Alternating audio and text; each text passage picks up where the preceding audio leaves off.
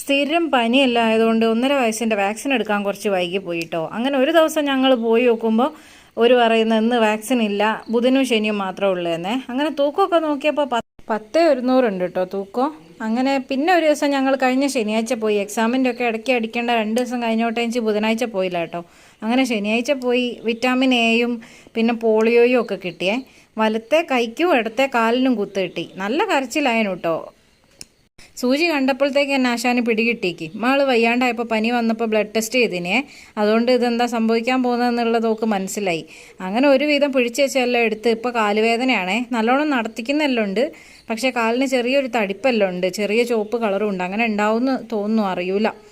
അങ്ങനെ ഞങ്ങൾ കിട്ടിയ കുത്തെല്ലാം കൊണ്ടുവച്ച് ചായ കുടിക്കാൻ പോവുകയാണേ. പപ്പ മരുന്ന് വാങ്ങിയിട്ട് വരാമെന്ന് പറഞ്ഞ് ചായ വെക്കാമെന്ന് പറഞ്ഞപ്പോൾ ഓക്ക് വേദനയൊക്കെ മാറിയിട്ടോ. അങ്ങനെ ചായയും പൊരിച്ച പത്തിരിയും ഓക്ക് മുട്ടയൊക്കെ വാങ്ങിക്കൊടുത്തേ.